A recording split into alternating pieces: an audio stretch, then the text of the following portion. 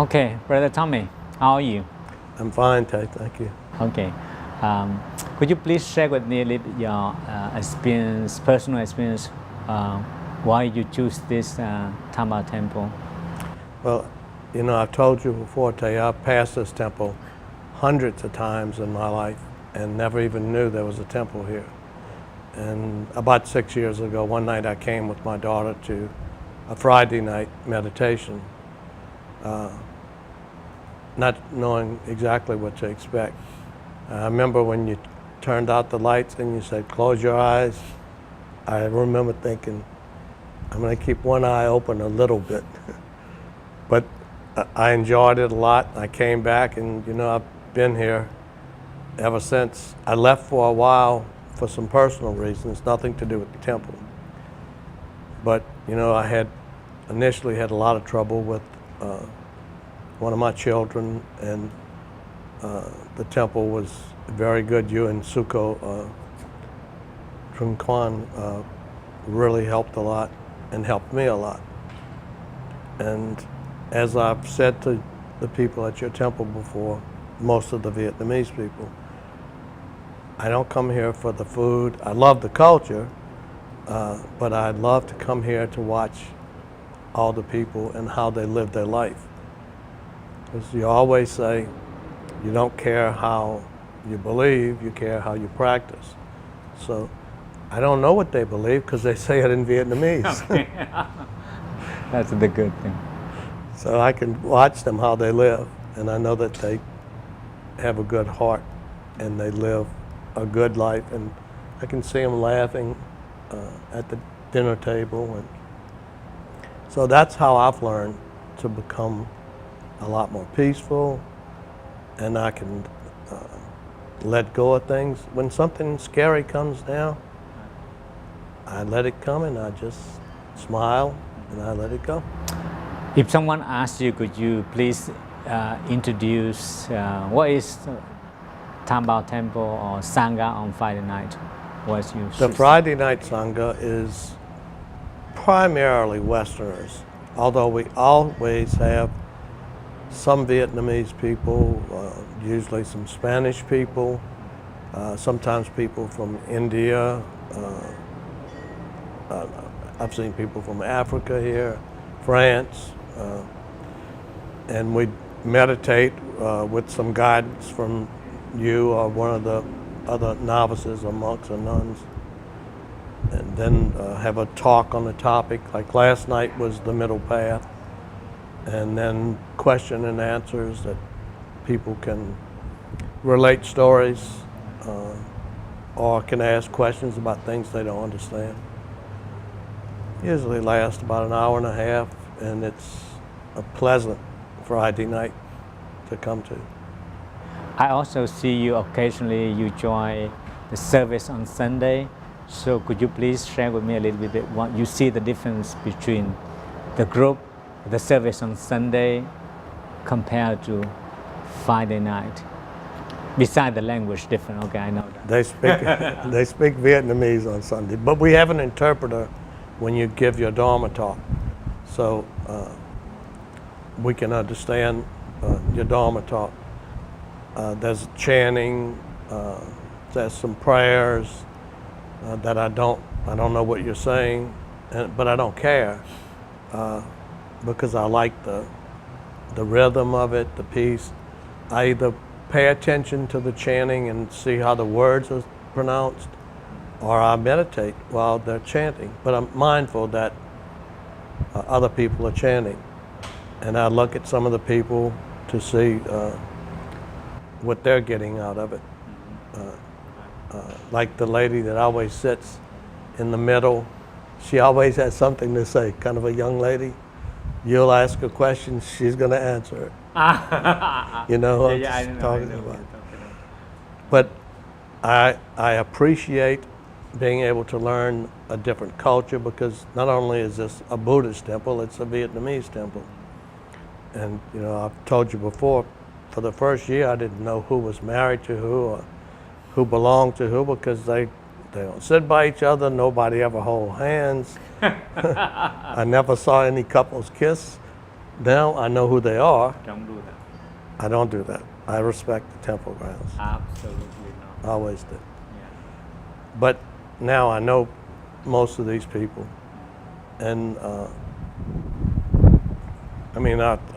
have a lot of friends here. I just left Din Tan's shop. He's coming over after a while, by the way, to do some work. So I want to leave before he comes because he'll make me help him work. But you know, I was gone for a while. Mm-hmm. Yes. On my own. But when I came back, I remember I came back on a Sunday and I was standing over there and Thay's dad saw me and he literally ran to me with his arms up and gave me a big hug. He was glad to see me. And about every other Sunday, he brings me vegetables from his garden. So it's pleasant coming here. Have you ever experienced unhappy with anything or someone here so that I can improve on my side? Tell me the truth, whole the truth, nothing but the truth. I'll tell you the whole truth. You know that I eat here 3 or 4 times a week, and I've told you before, I don't always enjoy the food a lot, but I'm happy to eat the food because that gives me a chance to sit with all the monks and nuns and interact and watch y'all interact, even though a lot of it's in Vietnamese, makes me very happy. The only thing I could think I ever had here that may have been a little unpleasant is sometimes on Friday night when we open up for questions and answers, the same people want to talk and say the same things, and it's hard for me to be patient with them. But it's also helped me to be more patient. Like the American that sits next to me sometimes that rides the motorcycle. At first, he would start talking and I would sort of stop listening. But now I realize that he's talking because he must have something inside of him that needs to say that. So even with that bit of negativity, it teaches me how to practice better. Maybe when you say that, I recommend you and myself also. I try my best to limit the time within a couple of minutes, share your thoughts, share the feelings within a couple of minutes. But in case if the people, they just repeat or include myself, repeat the old information, that's a great opportunity to practice accepting the information is repeated. Because in life, when you was married, you may hear same voice, same story from your wife or ex-wife. Many times. Many times, right? So you must accept it. I do. It's a good learning experience for me. But more than anything, I have great peace when I come here. Always. And you know, I shared with you that for most of my life, I was afraid to fly. Yes. And about 3 weeks ago, I decided to get on a plane and fly. In fact, I flew to Houston, spent the night, and came back. And in about a week, I'm going to North Carolina. Flying, yes. And looking forward to it. I'm very grateful for that. So now it's no... Yeah, sure. no Still, more worry? No, still have some worry. Still some worry? What you worry about? Maybe dying or not having any control. You know, you're in the plane and you can't. You remember that the Buddha taught you must die. Oh yes. I expect to die. So, just accept. But more about the control, I think. But when I went, it was fine.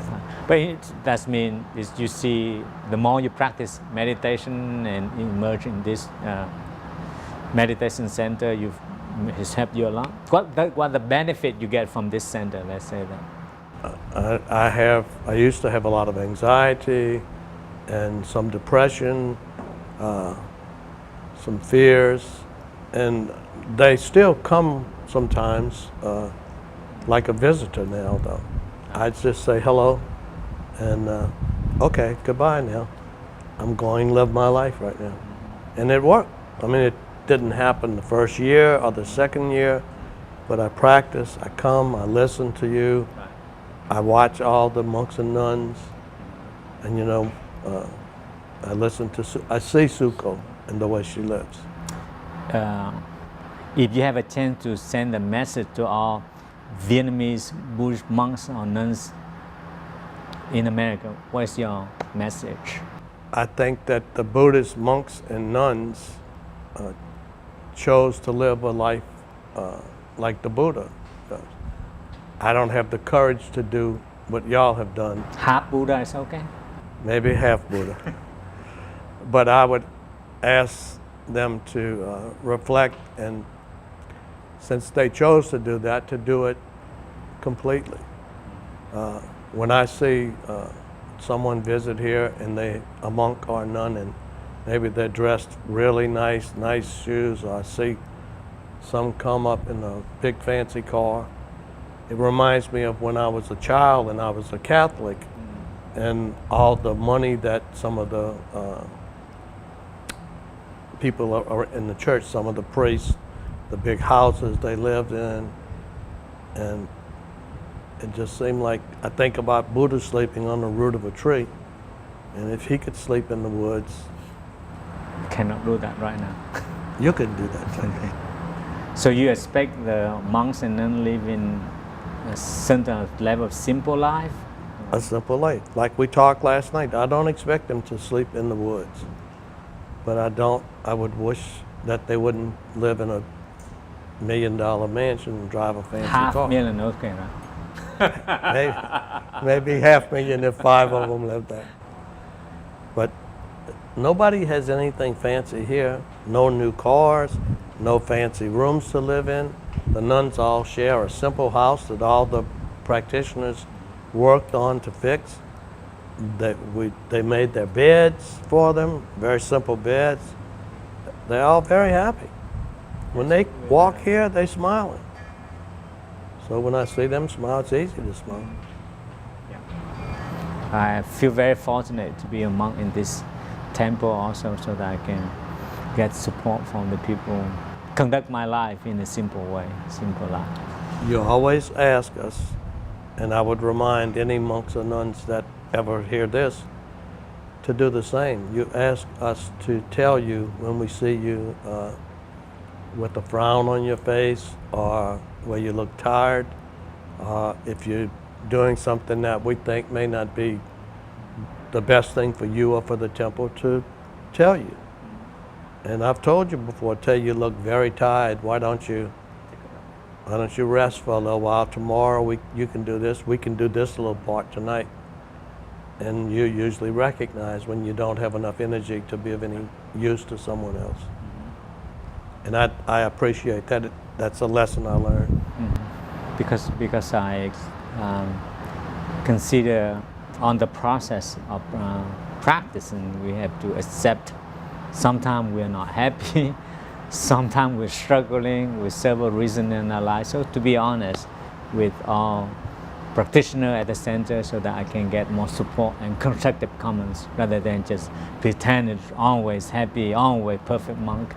And I don't want to be in that way. I noticed that some of the older Vietnamese that came here and lived a good bit of their life in Vietnam almost put too much pressure on the monks and the nuns to live a perfect life. They expect that. But being a Westerner, and particularly coming up as a Catholic, we were taught kind of the same thing. The priests and the nuns can't do anything wrong, and you have to accept anything they do. But that drove me away from that practice. So when I came here, I wasn't interested in finding anyone perfect, just someone that had something they could show me and help me to get on the right path. Right. I think it's reasonable expectation. That's fine. Okay. Thank you so much for your comment. Yeah. Happy life. Yes. Happy.